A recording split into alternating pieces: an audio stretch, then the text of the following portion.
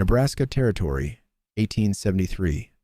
While every settler within 20 miles was racing to raise walls before the first hard frost, one widowed Irish woman walked her claim with a willow switch and a small leather notebook, doing nothing that looked like work to the men watching her from their unfinished roof lines. Her name was Bríd Callahan. She was 41 years old, recently widowed, and she had crossed an ocean and half a continent alone. Her neighbors expected her to raise a sod house by July. She raised nothing at all. Through June she walked. Through July she dug small test pits with a hand trowel and poured water into them to watch how long it took to soak away. Through August she sat on a ridge at sunrise and again at sunset, with a brass compass her husband had used in his shipyard days, marking lines in the dirt with her heel. The men called her the Mad Widow.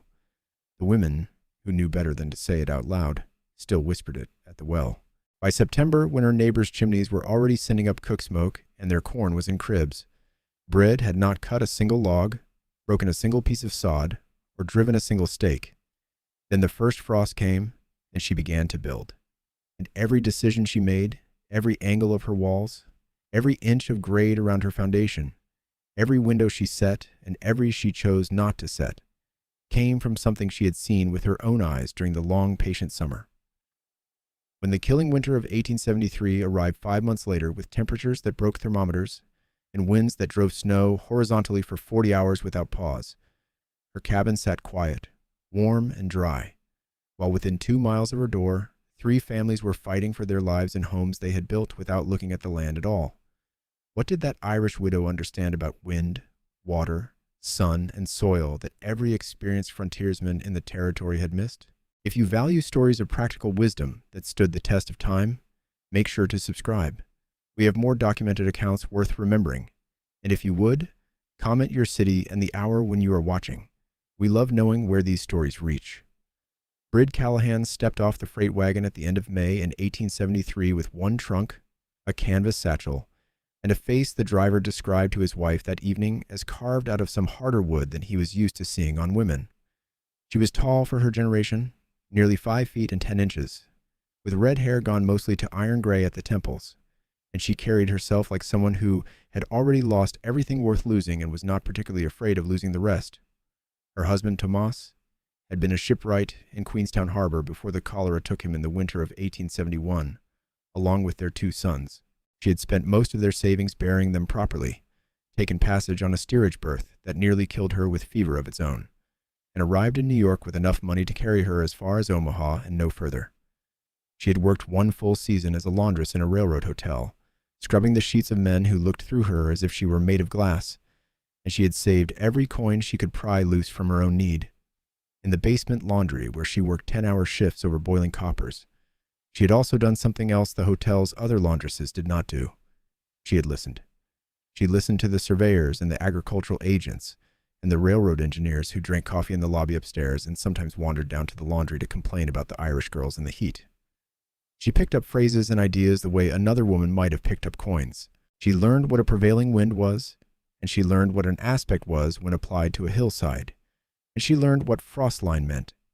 She wrote these words in her notebook in the evenings, and she looked up what she could not understand. By the spring of 1873, she had filed on a quarter section of land along a small tributary of the Elkhorn River, and she had ridden west in the back of a freighter's wagon with a quiet certainty that she did not intend to fail. The claim she had drawn was not what anyone would have called prime land. It sat on the rolling edge of a broad upland, with a shallow creek running along the northern boundary, a low wooded draw on the western side, where cottonwoods and box elders had found enough moisture to survive, and a long, gentle slope falling away to the south and east. Most of the surrounding claims were flat prairie land, which the settlers favored for easy plowing. Bríd's land rose and fell. It had stone outcrops. It had a line of bluffs that curled around from northwest to north, and the first settlers who had walked it before her had all passed it over because the plowing would be slower and the surface water would be further from where a body might want to live. She had chosen it precisely because the surface of the ground was not flat. She had learned from her father, a hedge tender and hired builder in County Mayo, that flat land is a lie the eye tells the mind. Nothing drains from flat land except sideways into your own foundations. Nothing shelters flat land from wind. Nothing breaks a storm coming across flat land except the walls of whatever poor structure you have managed to raise in the storm's path. Her father had put it plainly when she was 9 years old and helping him patch a neighbor's cottage after a January gale had torn half its thatch away. "A man who builds where the water wants to go," he had said, "will spend his life carrying buckets, and a man who builds where the wind wants to run will spend his life rebuilding." She had carried those two sentences across an ocean. The first neighbor to meet her was a German Lutheran farmer named Heinrich Stroud, who had filed on the quarter section directly east of hers in the autumn of 1872, and had spent the winter in a dugout cut into a creek bank. He rode over on a thick-necked mare the morning after she arrived, introduced himself in careful English, and offered to help her site her house. He was a decent man, not unkind, and he had the weathered, honest face of someone who had done everything correctly and expected the world to reward him for it eventually. He walked her land with her that first morning, and when she thanked him for his time and said she would not be building for some weeks yet, he assumed she meant 2 or 3.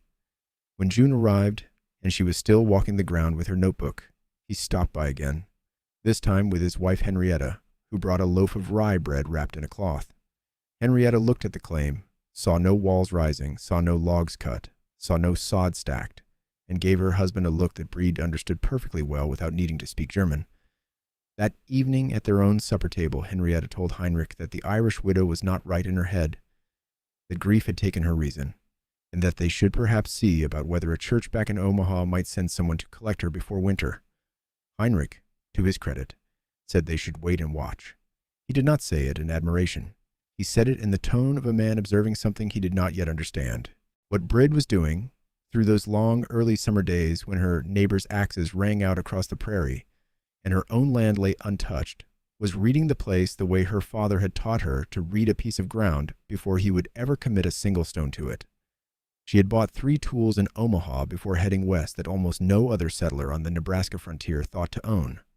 The first was a brass pocket compass with a mirrored sighting lid, the kind surveyors used, which she had purchased from a second-hand dealer who thought he was selling her a trinket. The second was a cheap mercury thermometer in a wooden case, which she hung from a stake she drove into the ground, at what she guessed correctly would be the center of her eventual building site. The third was a long-handled garden trowel, its steel blade polished down to a silver edge from years of use by whoever had owned it before. With these 3 tools, and with her notebook, she conducted the kind of survey that most frontier builders never even imagined. She began with the sun. From the 22nd of May through the middle of June, she was on her ridge every morning a full half-hour before first light, and she stayed there until the sun had cleared the eastern horizon by at least 2 hands' width. She marked, with a peeled willow switch driven into the soil, the exact point on the horizon where the sun first broke the line. She did the same at sunset, marking the point where it dropped below the western rim.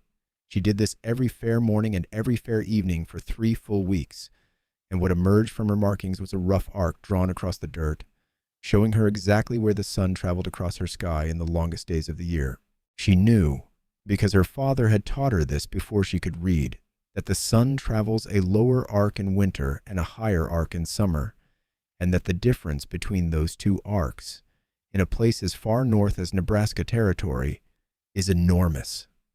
In December, the sun would rise far to the southeast and set far to the southwest, and for most of the short winter day, it would hang low in the southern sky, pouring its heat into any wall that happened to face it square on. A cabin, whose long axis ran east and west, whose broadest wall and largest windows faced directly south, would catch that low winter sun like a bucket catches rain. A cabin oriented any other way, which was to say nearly every cabin her neighbors were building, would catch almost nothing. The second thing she studied was the wind. She made a small wind flag from a strip of red flannel torn from one of her own petticoats, and tied it to the top of a tall willow pole she drove into the ground near her tent. Every morning at dawn, at mid-morning, at noon, at mid-afternoon, and at dusk, she went out and recorded the direction the flannel was pointing. She did this for the entire month of June and into the first week of July. What she found confirmed what the one old Pawnee trader she had spoken with in Omaha had told her. On the Nebraska plains, the prevailing winter winds come hard out of the northwest, sometimes straight out of the north, and in a bad winter they do not stop for days at a time. The summer winds are softer, mostly from the south and southeast, and they carry moisture and some relief from the heat. But it was the winter winds she was planning for, and her notebook filled up with little arrows and dates, building a picture of which direction the air most often moved across her particular piece of ground. She also noticed, which was the more important observation, that the winds did not move uniformly across her land. The bluffs along the northwest corner of her claim broke the wind, deflecting it upward and outward, so that in the slight hollow just south and east of those bluffs, the air was noticeably calmer, even on days when the ridge above her tent was whipping hard. She stood in that hollow during a squall that blew through on the 12th of June, and she felt the wind's force drop by what she estimated to be more than half, simply because the land had interposed itself between her body and the storm. She marked that hollow with 4 willow stakes. The third thing she studied, and the one that drew the most mockery when Heinrich and a visiting neighbor named Otis Chambliss caught her at it, was the water. She had her trowel, and she had a tin cup, and she spent the better part of 3 weeks in late June and early July digging small test pits, each about a foot deep and 6 inches across, scattered at measured intervals across her claim. Into each pit she poured exactly 1 tin cup of water, and she timed with the pocket watch she had inherited from her husband how long it took for the water to disappear into the soil. In some pits, especially in the low, wet ground near the creek and in a patch of dark, sticky earth on the eastern part of her claim, the water sat and sat, sometimes for hours, a dull mirror refusing to drain. In other pits, especially on the sandy, gravelly slopes of the hollow she had marked, the water vanished almost as fast as she poured it, soaking down through the earth as if through a sieve. She wrote the times in her notebook beside the pit numbers, and she built, over those weeks, a map of her own land showing where water wanted to stand and where water wanted to leave. She also walked the ground after every rain, and she watched with a careful eye exactly where the runoff traveled, where it pooled, where it carved small channels, and where it simply vanished into the ground.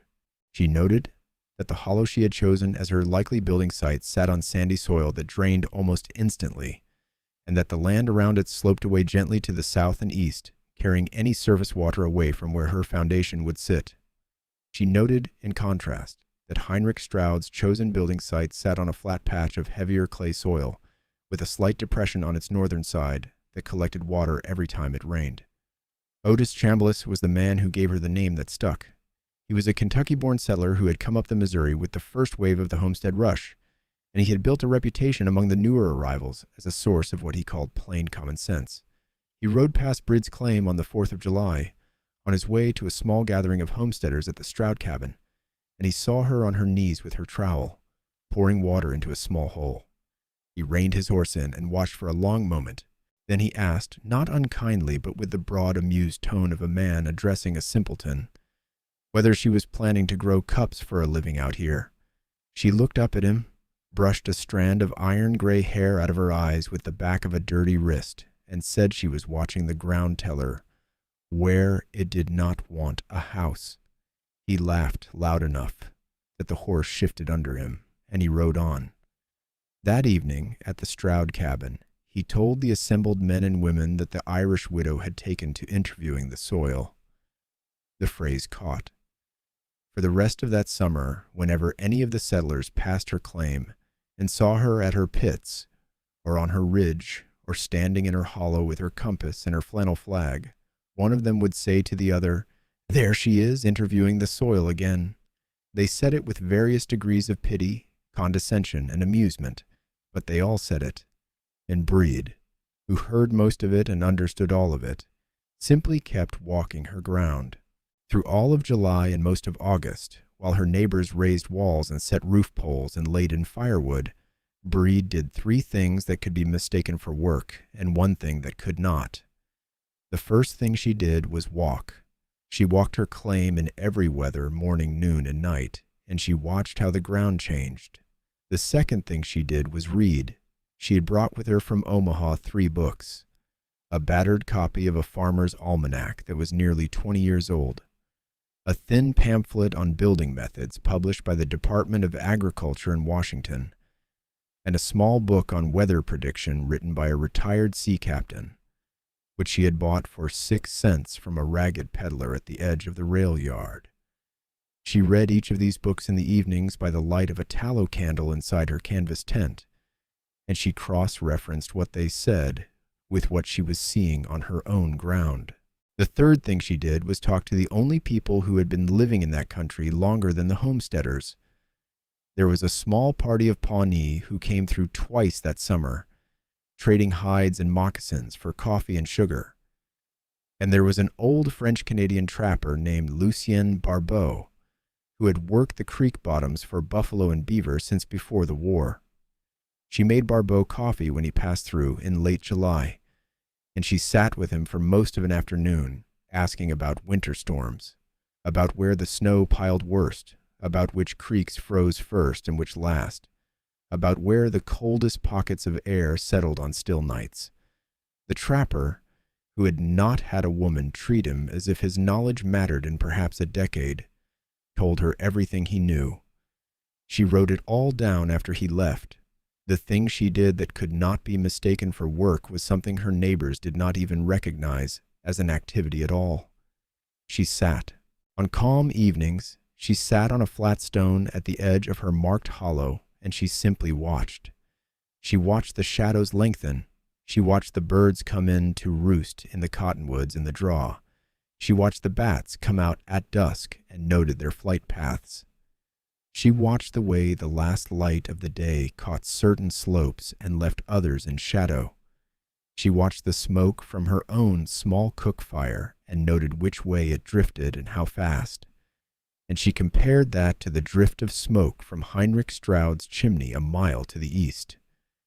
She was training her eye to see the place not as a flat piece of paper on a land office map, but as a living thing with currents and eddies and tendencies, a place with its own preferences, its own habits, its own secret patterns that would either carry her through the winter or grind her under them. She did this for weeks. Her neighbors thought she had given up entirely. In truth, she was working harder than any of them, just not with her hands. By the middle of August, the settlement had come to a rough consensus about the mad Irish widow.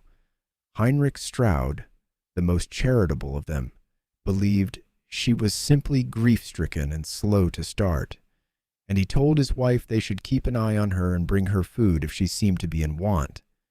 Henrietta Stroud believed she was half-cracked and a little dangerous to be near, and she kept a polite but definite distance. Otis Chambliss had graduated from laughter to something closer to contempt, and he began telling any new arrival in the territory that there was a woman up on the Elkhorn claim who had clearly mistaken her piece of Nebraska for a philosophical society. The young preacher, a Methodist named Reverend Cyril Mabry, who rode a circuit through 4 counties and held services in barns and parlors when he could find them, came by her claim one hot afternoon and tried to speak to her about the dangers of excessive solitude. She gave him coffee, listened politely, thanked him for his concern, and went back to her pits and her notebook as soon as he had ridden on. There was a widow 2 claims south of her, a thin, stern woman named Josephine Trask, who had buried a husband and 2 grown sons to various misfortunes of the overland journey, and who occupied a half-finished soddy with a grim determination that admitted no weakness in herself or anyone else. Josephine was the only neighbor who did not mock Bríd, not because she understood her, but because she had learned long ago never to waste breath on other women's business. They nodded to each other at the creek when they happened to be drawing water at the same time. They did not speak. They understood each other perfectly. Then, in the last week of August, the weather turned. A heavy summer thunderstorm, the kind that builds up over the plains in the late afternoon and then breaks with a violence that makes even seasoned settlers catch their breath, rolled in from the southwest on the 27th. The rain came down for most of an hour in sheets so thick that visibility dropped to a few feet, and the wind, though not a winter wind, was strong enough to snap a cottonwood limb in the Stroud draw and carry a sheet of pinned laundry clear across Henrietta's dooryard. When the storm had passed and the settlers came out to assess the damage, Several discovered things about their chosen building sites that they had not known before. Heinrich Stroud discovered that a shallow pool of standing water had formed along the north wall of his cabin, exactly where that slight depression in the clay soil had collected runoff. The water was already soaking into his wall chinking, and he would spend the next 2 weeks digging a drainage ditch to carry it away before the first freeze turned it into a ring of ice around his foundation. Otis Chambliss, 2 miles to the south, discovered that the west side of his cabin had taken the full force of the wind, and that several shingles he had just nailed on had been stripped clean off and scattered across his pasture. A family named Kroll, new arrivals from Ohio, who had raised their walls only 3 weeks earlier on a flat prominence that they had chosen because the view was pleasant, discovered that their entire site was exposed to weather from every direction at once, and that a significant portion of their freshly stacked firewood had been knocked over and scattered. Bríd, sitting on her flat stone in her hollow with her shawl over her head, watched the storm roll in over the northwest bluffs, and felt the wind break around her as if against an invisible wall. Almost no rain reached her building site directly. What rain did fall on the sandy slope above her drained away within minutes. She wrote in her notebook that evening by candlelight a single sentence. The ground was right. She began cutting her building timber on the 1st of September. She had spent the previous week walking the wooded draw on her own claim and the bottomlands of the creek, selecting specific trees, tall, straight cottonwoods for her main logs because they were plentiful and straight-grained, and a few heavier oaks from further up the creek for her sill plates and door jambs, where she needed wood that would not rot as quickly when it touched the damp lower parts of a wall.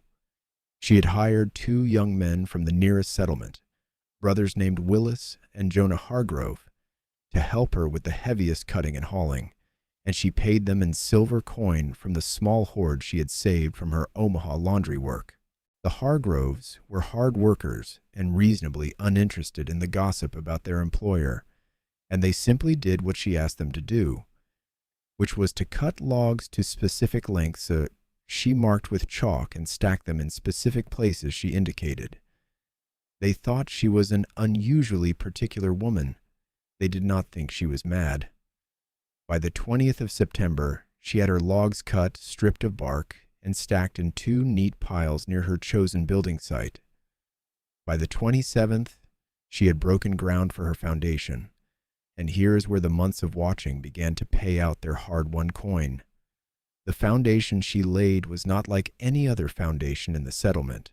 She dug her trench for it on a specific line, which the Hargroves laid out for her with a length of rope and 4 iron stakes, and the line ran almost exactly east and west, with the long axis of her cabin aligned along that line. The broad, south-facing wall would be the one that caught the winter sun for the longest hours of the short winter day. The narrow east wall would take the morning light, which would help warm the cabin after the long, cold nights. The narrow west wall would take only the last light of the afternoon, and the broad north wall, which would face the source of the worst winter weather, would be the blindest wall of the house. No windows at all, and only a single narrow door that would not be used in winter, covered from the outside by a second heavy plank shutter. She would build and hinge onto the logs like a storm door on a ship. The foundation itself she set on a raised platform of graded and compacted soil that she and the Hargroves built up inside the foundation trench. She had the young men bring wheelbarrow after wheelbarrow of the sandy draining soil from the slope above her site, and they spread it, tamped it, and leveled it until the floor of her cabin sat a full 18 inches above the natural ground level. Around the outside of the foundation, she had them dig a shallow swale, a curving trench about a foot deep and 2 feet wide, that began on the northwest corner of the site, curved around the north and east walls, and discharged downhill toward the southeast. Any water that ran down the slope above her cabin would be caught by that swale and carried around the foundation, not through it.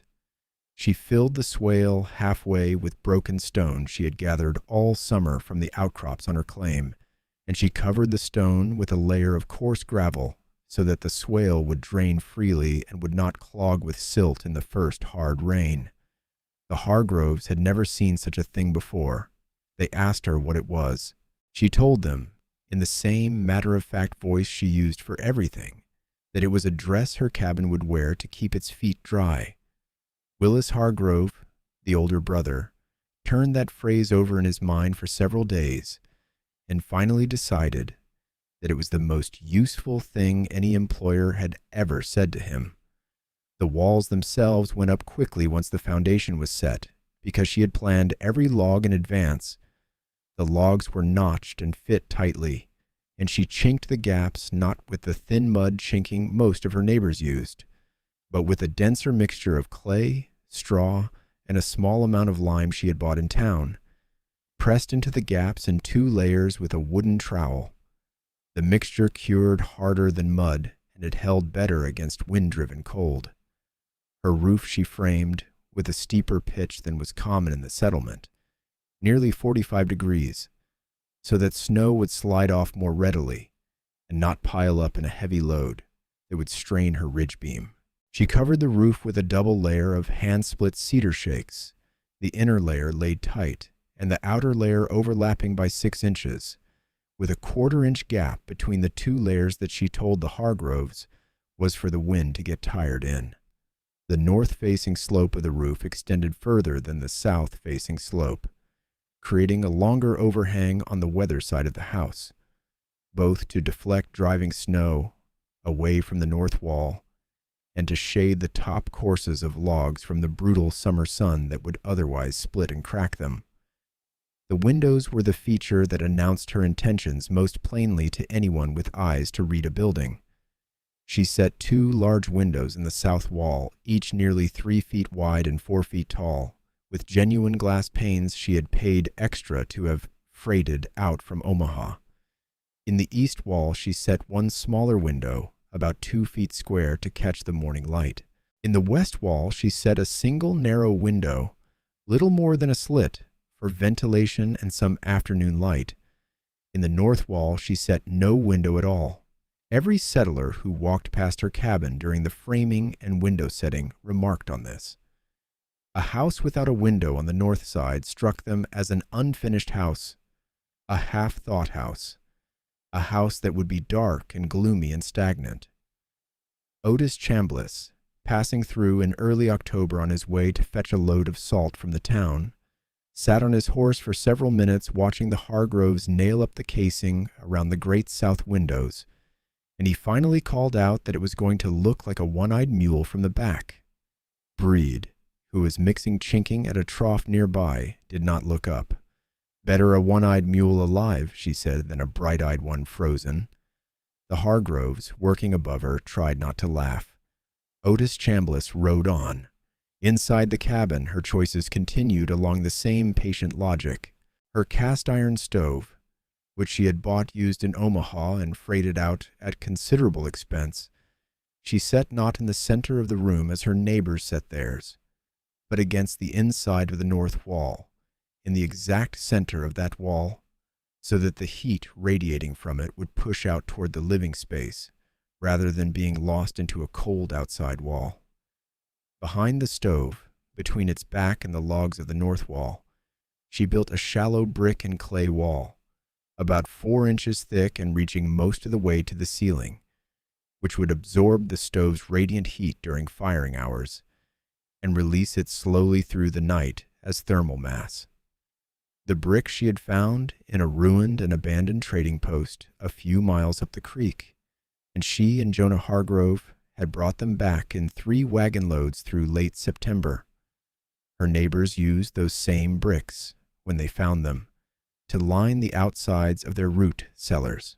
She used hers to turn her north wall into a heat battery. Her bed she placed along the west wall, where the smallest window sat. Her kitchen work area she placed along the east wall, where the morning light would be brightest. Her small table and chair, where she would take her meals and read her books, she placed directly in front of the south windows, where the winter sun would pour over her shoulder and onto the page for most of the short day. She built a loft above the north half of the cabin where the warmest air would collect, and she stored her dried food and herbs up there where the heat would discourage mice and mold. Her root cellar, which she and the Hargroves dug into the north slope of the hollow, was positioned so that its door opened to the south, making it easy to enter even in snow, and so that the cellar itself sat deep enough in the earth that its temperature would hold steady at roughly 50 degrees year-round, neither freezing her potatoes in winter nor letting them sprout too early in spring. The cellar's ventilation pipes she ran up through a small berm of sod she had built over the top, with their openings facing downwind of the prevailing winter wind direction, so that the wind would draw stale air out rather than push cold air in.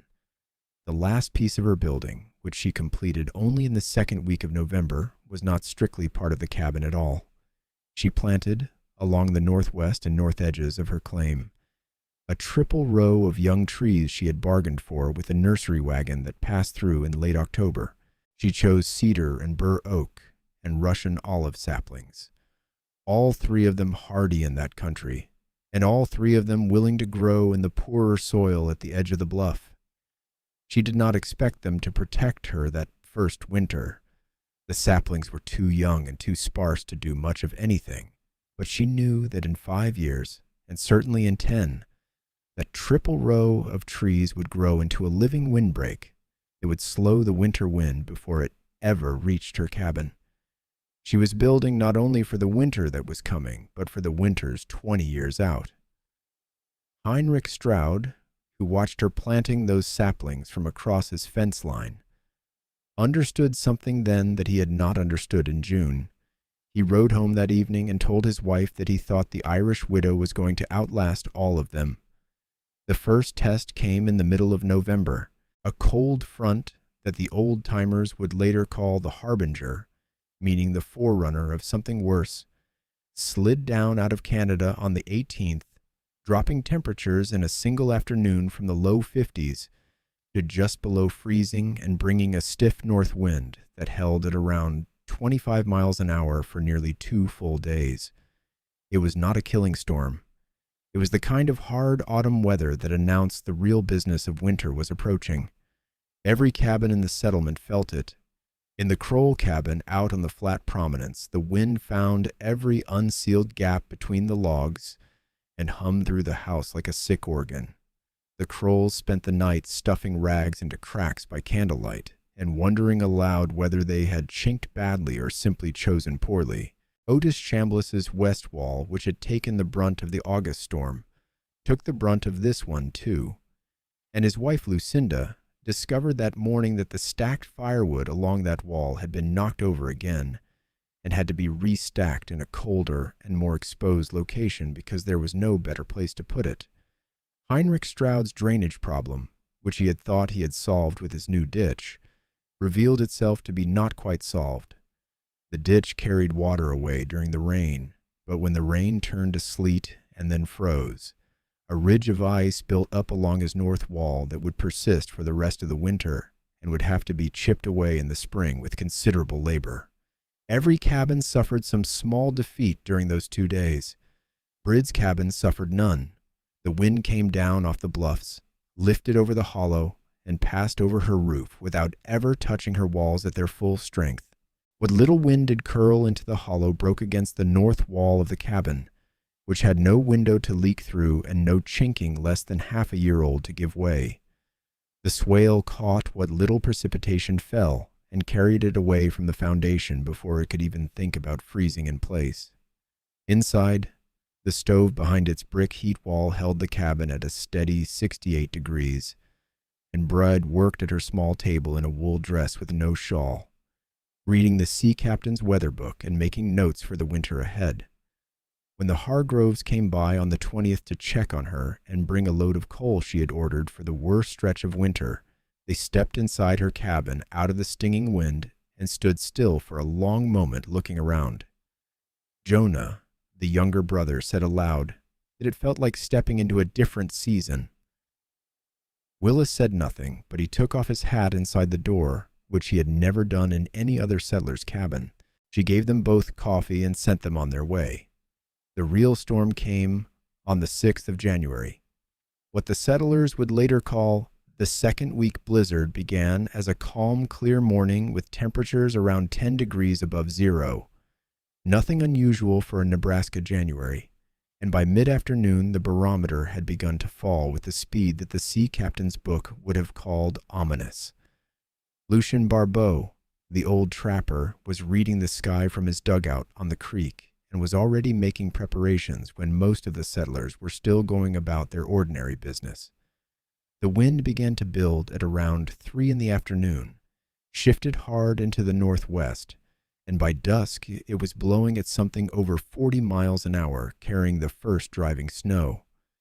The temperature, which had peaked at around 12 degrees above zero at noon, began to drop as if the bottom had fallen out of a bucket.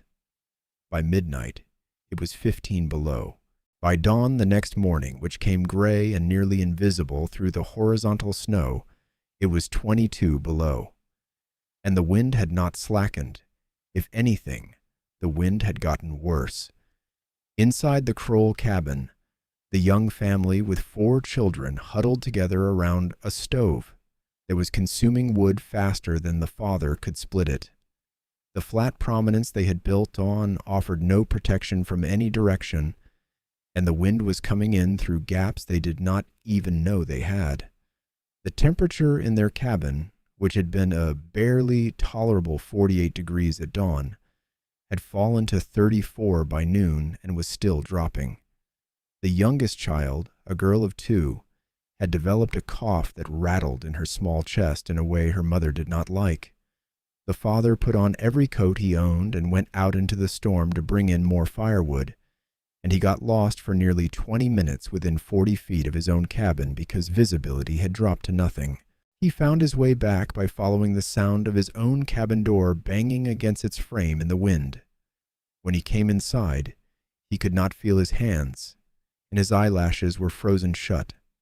His wife, who had been watching the children and tending the failing fire, looked at his face and understood for the first time that they might not survive the night.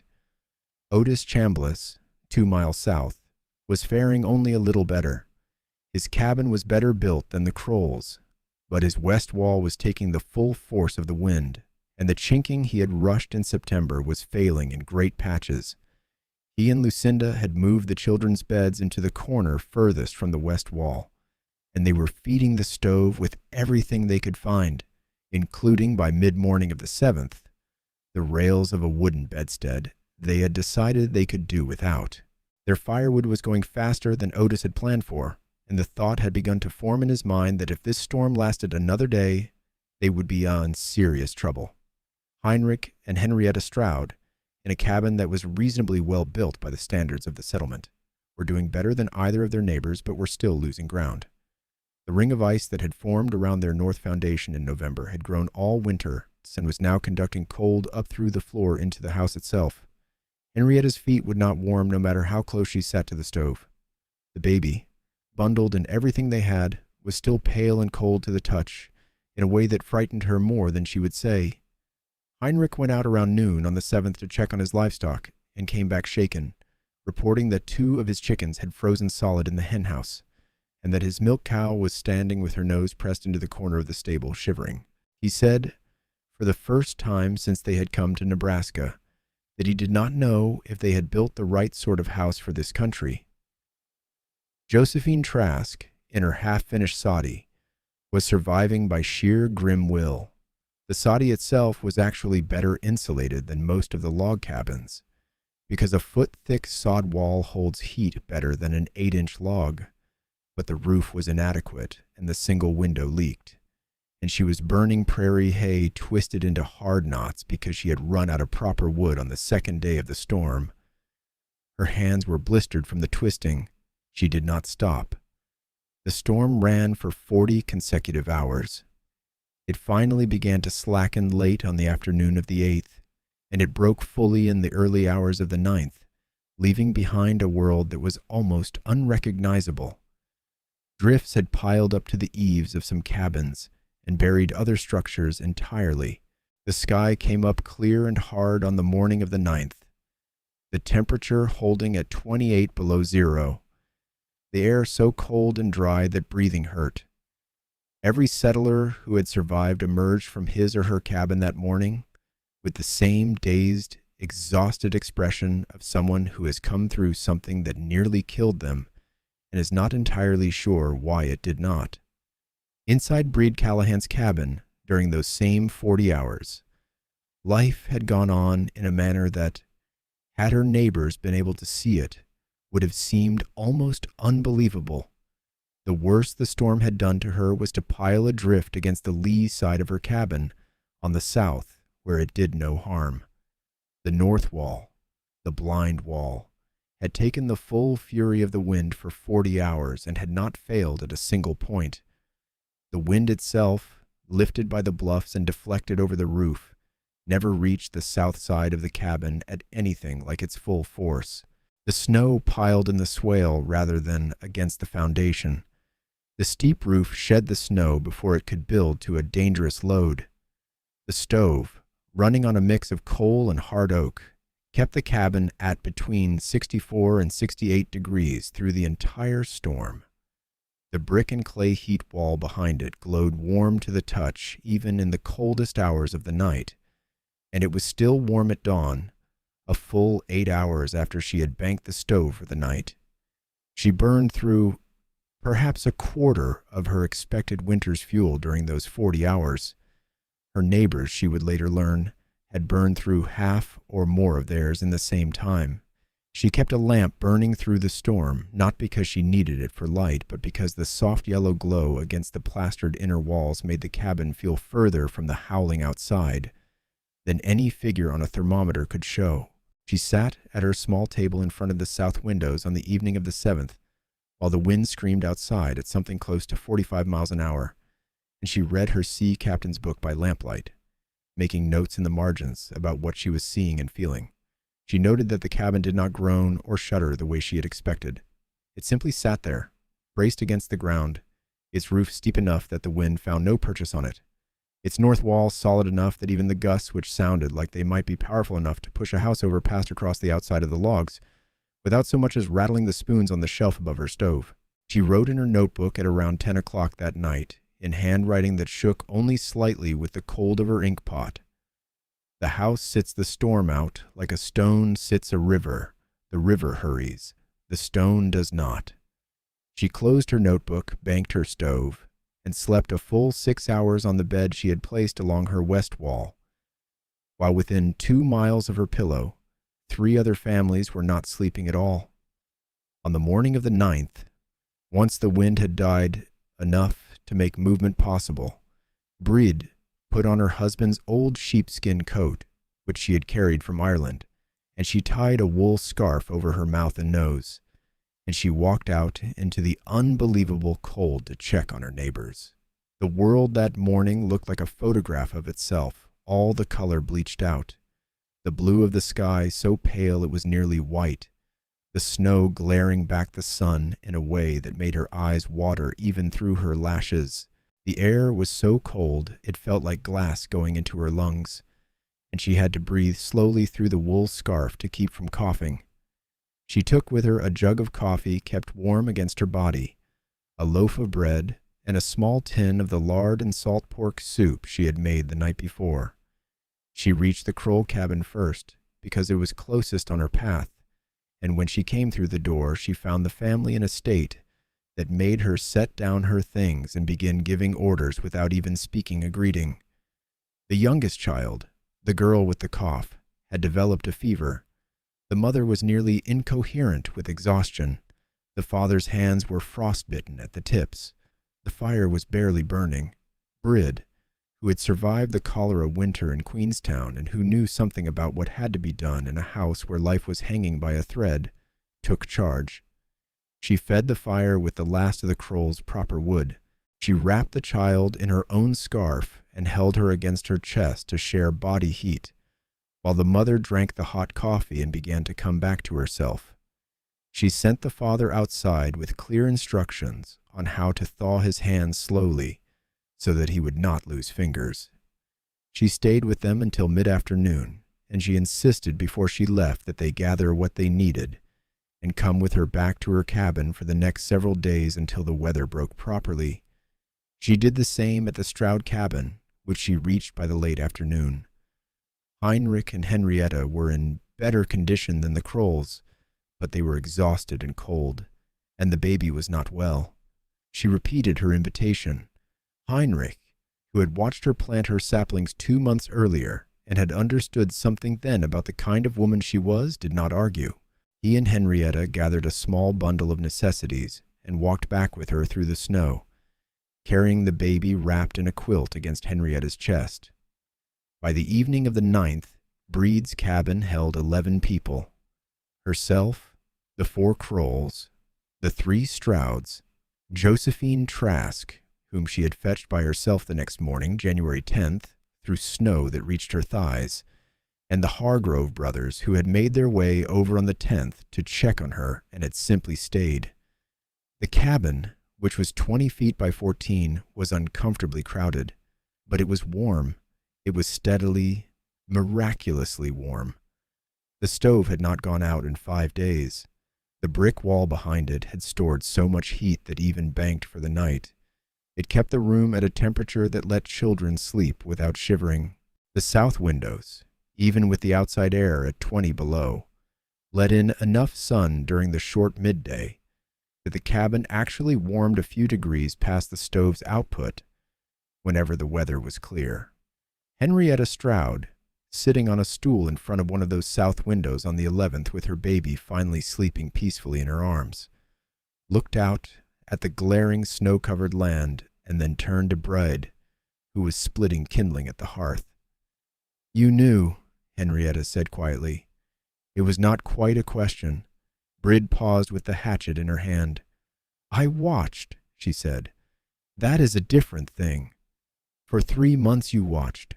"For 3 months I watched," Bríd agreed.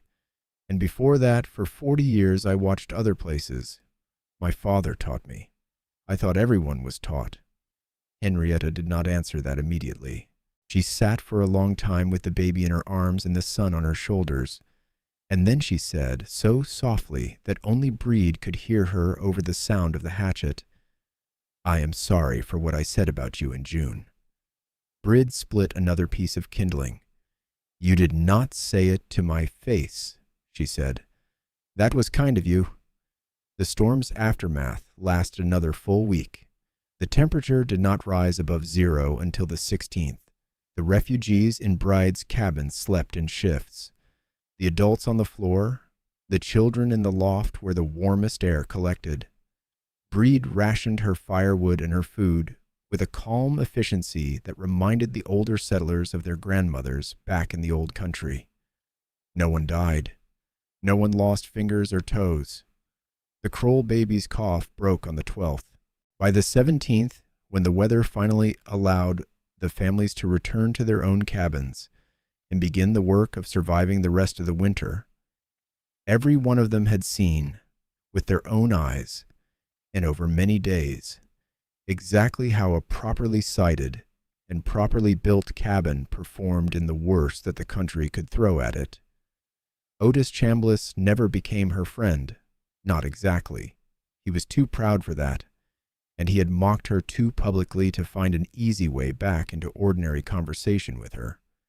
But on the 22nd of January, after he had spent another bad week fighting the same west wall in his own cabin and watching his firewood disappear at a rate that would leave him short by the end of February, he rode over to her claim alone, dismounted at her gate, and asked her without any preamble whether she would be willing to walk his land with him in the spring and tell him where he should build his next cabin. She said she would. He nodded once, got back on his horse, and rode away without another word. It was, Willis Hargrove later said, the closest thing to an apology Otis Chambliss ever delivered in his life. By the spring of 1874, word had traveled. Heinrich Stroud told the story at every barn raising he attended. Henrietta told it at every church gathering. The Kroll family, who had nearly lost their youngest daughter, told it in letters back to relatives in Ohio, and those letters were read aloud at kitchen tables and circulated through entire neighborhoods. Josephine Trask, who rarely spoke about anything, told it to one person, the new preacher who replaced Reverend Mabry that summer, and she told it in such terms that the preacher incorporated parts of it into a sermon on humility that was still being remembered by children 30 years later. The Hargrove brothers took up a trade as builders, and they built several cabins in the following years using the principles they had learned on Bríd's claim, including the raised and graded foundation, the drainage swale, the steep roof with the extended north overhang, the brick heat wall behind the stove, and the careful siding with respect to sun and wind. Every cabin they built outperformed its neighbors. Within 5 years, their services were in demand across 3 counties. Bríd herself lived to be 73. She never remarried. She farmed her quarter section with the same patient attention she had brought to siting her cabin, and she produced good wheat and better oats, and kept a small herd of milk cows that were known to be the healthiest animals in the settlement. Her triple row of trees grew, as she had known they would, into a proper windbreak, and within 15 years it was tall enough that it sheltered not only her own claim, but also the northern edge of the Stroud claim next door. She taught the principles of observation to any woman who asked her, and some of them did, once the gossip had turned into reputation. She took in 2 young girls whose mother had died in childbirth in 1881, and she raised them both to adulthood and to good marriages. The older girl, whose name was Eliza, became a teacher in the territorial school system, and she wrote a small pamphlet in 1898 titled Practical Observations for Siting a Prairie Homestead, which drew directly on Bríd's notebook methods, and which was distributed by the Nebraska Agricultural Extension Service to new settlers for nearly 2 decades. The pamphlet is still held in 3 known copies in the archives of the State Historical Society. The introduction credits a wise Irish widow who understood that the land will tell you where to build if you are patient enough to listen. The lesson of that first winter spread far beyond the immediate settlement, carried outward by the slow, unstoppable current of frontier conversation. Within 10 years, the idea that a settler should spend meaningful time observing a new piece of ground before committing to build on it had become, if not universal, at least widely respected among the more thoughtful homesteaders. Agricultural journals began publishing articles on proper site selection, on the importance of orientation to sun and wind, on drainage and soil testing and windbreaks. Much of what would become standard best practice in plains homesteading over the following generations had its roots, or at least one of its roots, in what a 41-year-old widow had taught herself by sitting on a flat stone in a hollow and watching the smoke from her cook fire drift across the ground for 3 quiet months in the summer of 1873. What Bríd Callahan had understood, and what her neighbors in their rush to build had not, was a principle so old that it predated not only the American frontier, but probably the idea of permanent houses themselves, that a building is not a thing apart from its place, and that the place will have its way regardless of how hard a person works, or how tight the walls are chinked. Wind will go where wind wants to go. Water will flow where water wants to flow. The sun will rise where the sun will rise, and set where the sun will set. And none of these things will change for the convenience of a homesteader who has not thought to ask. A wise builder, her father had told her when she was 9 years old, works with these forces rather than against them, and in exchange for a little patience and a little humility at the beginning, the forces themselves do most of the work of shelter.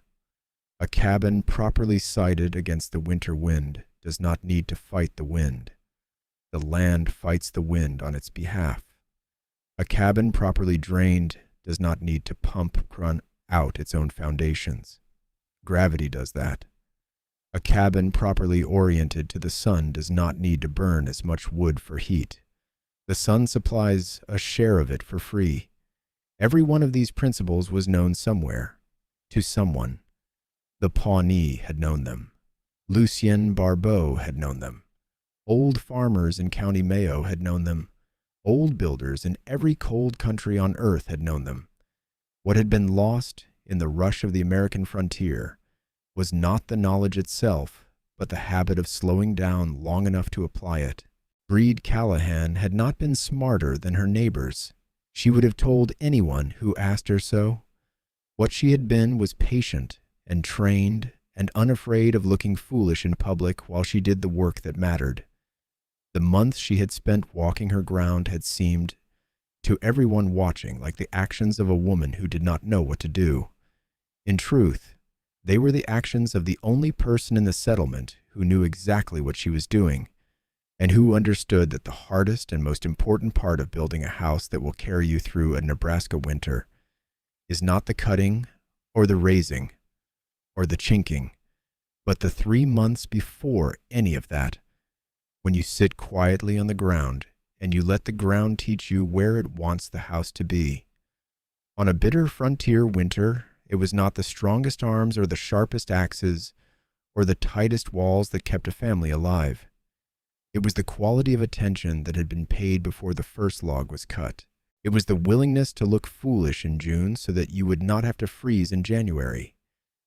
It was the humility to believe that the land knew something you did not, and to spend the time required to let it tell you. Bríd Callahan had crossed an ocean with nothing and had arrived in a foreign country to build a life alone at 41 years old, and she had done it by doing, in the eyes of everyone around her, nothing at all for 3 long months. And when the worst winter in 20 years came down on the Nebraska plains, the widow the settlers had laughed at all summer had proved herself, without ever saying a word in her own defense, to be the smartest builder in the settlement. She never gloated. She never said she had told them so. She opened her door to every one of them when they came cold and frightened out of the storm, and she fed them soup from a cast-iron pot that sat warm on a stove she had placed against a wall she had built, to face a wind she had spent June learning to respect. That was all she ever needed to say. If you value stories of practical wisdom that stood the test of time, make sure to subscribe. Click the like button if this account moved you, and share it with someone who believes, as Bríd Callahan believed, that patience is a form of intelligence the world too often overlooks. We have more documented accounts worth remembering, and we will see you in the next one.